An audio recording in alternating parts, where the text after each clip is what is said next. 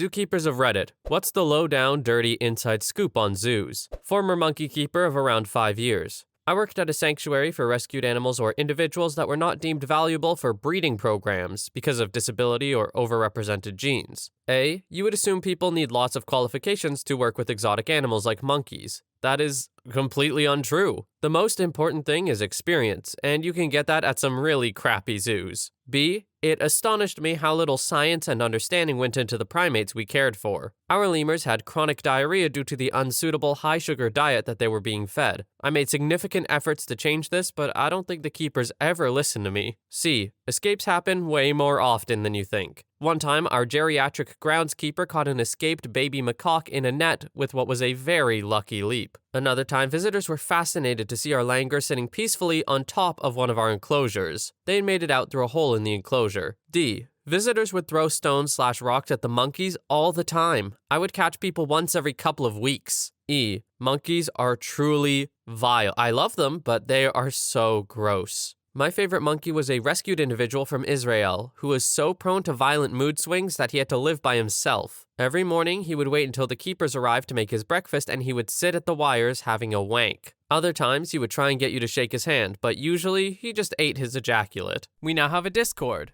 Check out the server in the link in the description. Story 2. The job is 24/7. Even when you're not working, you're still working, and it's like 90% cleaning poop, pee, and food leftovers/food containers and buildings. And answering some very dumb questions such as, is the cheetah right here the youngster of a lion? That kind of question truly makes you understand how dumb people can be and how much they need to be educated about wildlife. If you're working with small primates, you will be peed on at least once in your career. Birds can show love in a quite painful way, but you still love them because they are way smarter and amazing than people know. And you always watch your back, and never turn it to some species. By the way, the skin between a hippopotamus's nostrils is super smooth under the hand, but yeah, don't pet them for no reason. And sometimes you'll have to just stand in front of an enclosure for hours to monitor your animal's behavior. They give this job to like trainees or interns. Story 3. Not a keeper, but worked at an AZA zoo for 6 years and was lucky enough to work with life science staff often. In the case of that zoo, and it isn't unique, A. Keepers are required to have a bachelor's degree and make poverty wages. B. Treated like crap and paid like crap because there are always new young graduates that want it as their dream job. C. Pseudo-intellectualism is used to create a strict hierarchy between the majority of the keeping staff and the few in management and leadership. How something may look for a paper or philanthropic effort takes precedent to actual animal welfare. And D. There was an intense in-group culture to ingrain delusions of grandeur about sporadic, piecemeal wildlife conservation efforts being done. The keeping staff mostly stayed sane by making truly deep relationships with the animals they care for. These animals are definitely loved and treated the best these individuals can, despite frequent terrible decisions and mandates from leadership. It's really sounding like zoos are a mix of sweatshops and high school. All in all, if it weren't for the actual,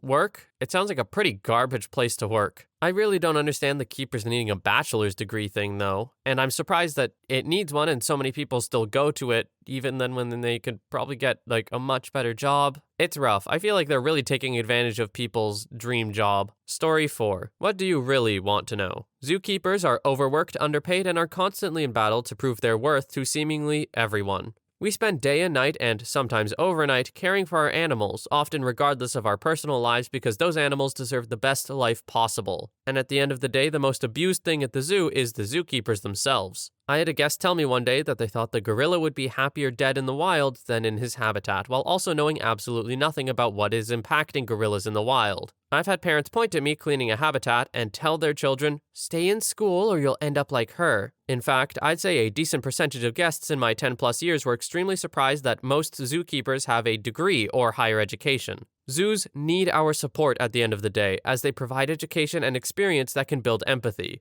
We have to teach people to care, and it's hard to when sometimes things aren't affecting the immediate world around us, but are instead affecting someone else's across the globe. Why is it important to recycle your old cell phones? It will reduce the need to mine for coltan, a mineral used in cell phones that can be recaptured in the recycling process. Less coltan mining equals less loss of habitat for gorillas, among other animals. Do you check the labels of items you buy for sustainable palm oil? If not, you could be helping add to the destruction of orangutan habitats. Our actions matter, our choices matter, and we need to teach that. That's a super interesting view on why zoos are so important, and I don't disagree. Zoos are incredible for education and even like moral education in a way, but I've never even thought about it. I've never been to a zoo myself, so I don't know the firsthand effects of this kind of learning, I guess, but I could see it being really effective with like kids. Story 5. Late to the party, but I wanted to mention all the older animals. Sometimes people don't realize there are older critters who have health issues. A lot of older fish we had were kept in back tanks away from view because people assumed normal old fish issues were a result of poor husbandry, and would get upset if they were on display. Imagine having your 17-year-old incontinent dog in a zoo. People would think it looks emaciated and pathetic. Along the same lines, zoos have improved significantly in terms of animal husbandry over the years, but a lot of older animals have been in zoos since before those changes occurred. I remember working with a group of chimps, and one of the old chimps would jerk it while staring at me as I cleaned the outside of the enclosure. I had to remember this guy joined the zoo at a time when they would dress chimps up in kids' clothes and make them have tea parties and crap. He had some mental issues, and they weren't his fault. Thankfully, that troop has gotten better housing and care and has now started acting more normally, even reproducing with their own troop members and acting like real apes should. Story 6. Aquarist of 10 years, so I'm one of the people who reeks of fish all the time. Getting the smell of squid you've prepped off of your hands is only possible with bleach. Artificial insemination of large sharks for the purposes of developing procedures for vulnerable species is as interesting as you might think. One day, our vet used a broken popsicle stick as a speculum on a blacktip reef shark, and every female aquarist in the procedure collectively shuddered. Squishing sperm out by squeezing the claspers is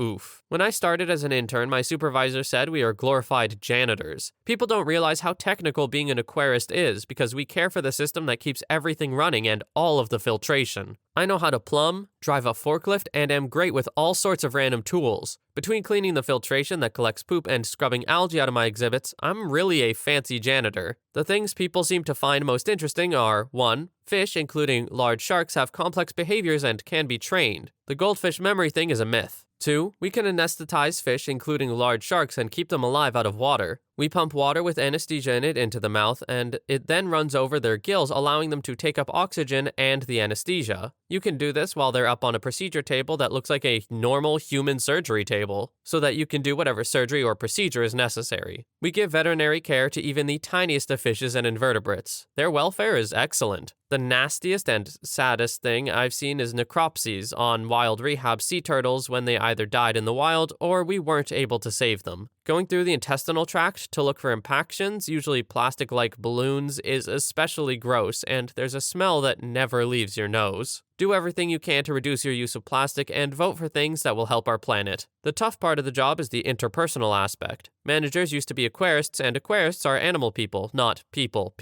People skills don't come naturally, and neither does managing. Coworkers can also be judgmental and toxic. Pay also sucks. And the job is completely exhausting mentally and physically. It isn't unusual for me to walk 5 miles a day on top of driving for hours and climbing 50 flights of stairs. Then there's the mental aspect of always worrying about your animals or if you made a mistake that could hurt your animals. It's not a job you turn off at the end of the day. All that being said, the job is amazing. I'm a coral specialist, and caring for coral is like being an awesome underwater gardener. Getting paid to go open ocean diving and to go to conferences in cool cities to share knowledge with others is super amazing. Story 7. I work with dolphins. These creatures are frisky as hell. We have 2 smaller boys together and they've been seen stimulating each other. Our 3 female dolphins have freshwater hoses that lead into the pool to play with. They flip themselves upside down, lay on the surface, and let the water do its thing. We also have another male dolphin who separates from the others and likes to show his dong to families. Pretty funny to watch, to be honest.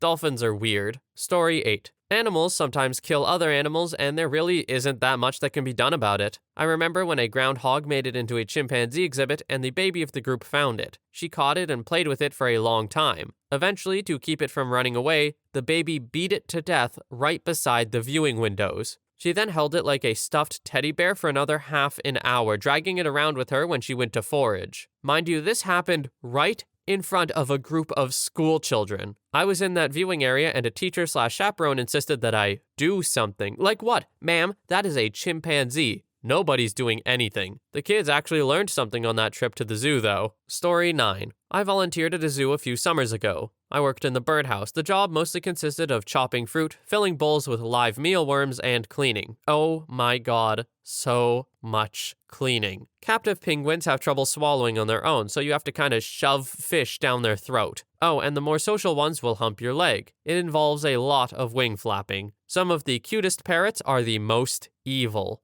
There were a few nasties, likely because they pair bonded to a singular person or bird long ago and are now separated. There's a bird at the zoo with clipped wings that occasionally sits on a perch outside without a real cage. He's not going anywhere from there, but he sleeps in the indoor enclosure. When being trained on how to feed him, I was told not to fall for the sweet "I love you" spiel. He goes for the eyes. I would use my hand as bait under the cage so he would move away from the door, then quickly swap out his food plate before he realized my other hand was actually in reach. Brand new baby birds are both cute and horrifying to behold. They had keas, which are an incredibly smart species of large parrot. We'd give them boxes full of fruit that they would have to take apart a certain way to get in, and they loved it. I've heard they've been known to occasionally ruin people's engines for fun in New Zealand, but that could be a rumor. It was a great summer. Something about birds are so interesting to me. I don't know, they feel so distinct from the other animals. I've never seen a penguin in real life, but I would love to. I am mildly terrified about birds going for the eyes, though. That's true. They don't know what they're doing, it's not their fault, but they're also really terrifying, and they move so unpredictably. Oh, and also, sorry if my pronunciation of keas is wrong. I've never seen that word in my life. Story 10. Management can make a huge difference to a zoo, but it's incredibly hard to convince anyone you have a bad manager.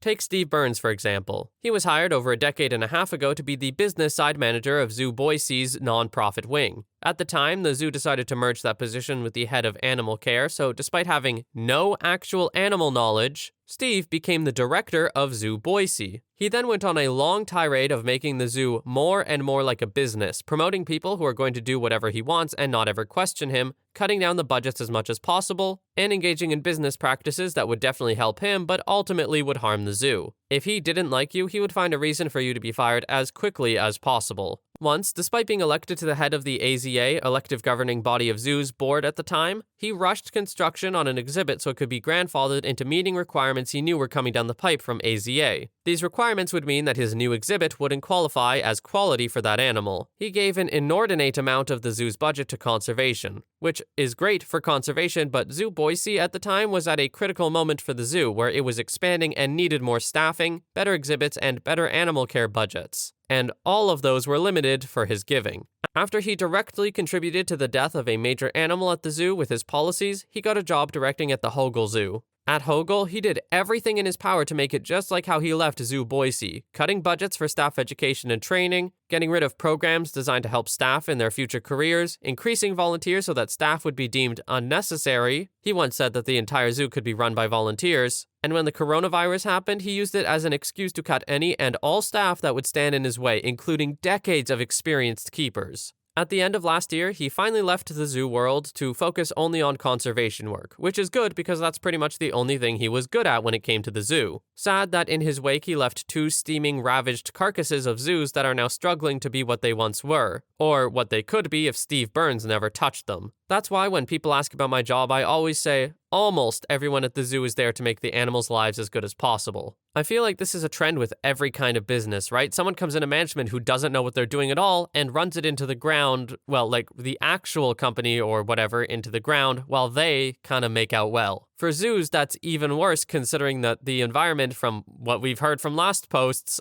is just already bad for workers. Not to mention that the lives of animals are at stake as well. This seems like one of the worst places that a businessman like that could do his work. Story 11. Hogle Zoo was where I designed several cages, pens, and enclosures. I got to meet Steve and Doug. Doug seemed to at least have a clue what was needed for the keepers, whereas Steve was only worried about the money. They were constantly going back and forth on designs, and Steve would interject his useless information on wanting something changed for absolutely no reason. We spent 3 days discussing locking mechanisms. Steve couldn't understand that there were times you don't want a lock so the keeper can get out in a hurry, but you need something in place that the animal can't easily open. I have never had to make so many senseless revisions in my life. Steve also questioned the integrity of my caging systems. So I ran a simulation with my CAD program, throwing a 2 ton truck at it at 60 miles per hour. It showed the cage bent over at a 45-degree angle. I asked if any of the animals can do that. He said no, and I said that the cage should be fine then. I'm also going to take some credit for saving the train that runs around the zoo. Had it not been for me, the train would have crashed into the walkway bridge that goes by the hoofstock/giraffe pens. Because whoever made the drawings had the elevation of the train much higher, where the train would have ran into the bridge. I noticed the mistake as I was laying out the caging panels that open up to allow the animals to cross the train tracks going from their pens to their yard. Unfortunately, Hogle Zoo was one place I wasn't able to make it to. Perhaps someday I can see the work I did IRL. Story 12. The baby chicks you see in the zoo farm are food for the reptiles and other animals. There are also animals that were raised by humans that never rehab, but this isn't told to patrons so they don't continue to interact with the animals as pets. There's a behind-the-scenes chimp and gorilla enclosure with apes that won't ever rehab. There's a female chimp that is the most aggressive and she absolutely hates men. She was tortured by catchers who cut off her arm.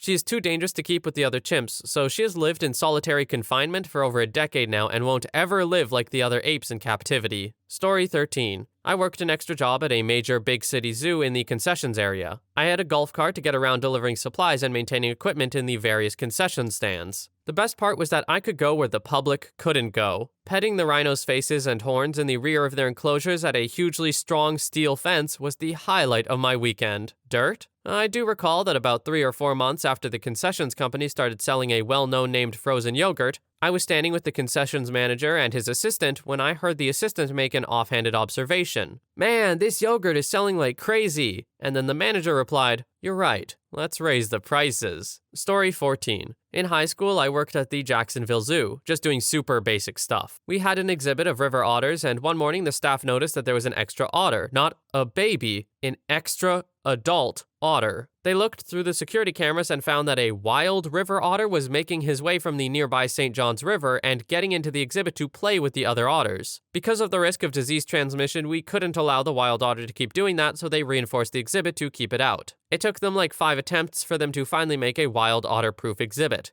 It was an ongoing problem for like a year. Just a little note from the narrator here. River otters are my absolute favorite animal ever. I think there are some places in the world where you can have them as pets if they're considered like rescued animals or something like that and they can't be reintegrated into the wild. And oh my god, I love them so much. They're so playful, they just run around. They got their little grabby hands, which are just like kind of like raccoons' grabby hands, but like less creepy. Big fan of otters. It's very sad that these otters lost their friend, but I get it. The risk of disease transmission from a wild animal to a in capture is, it's dangerous.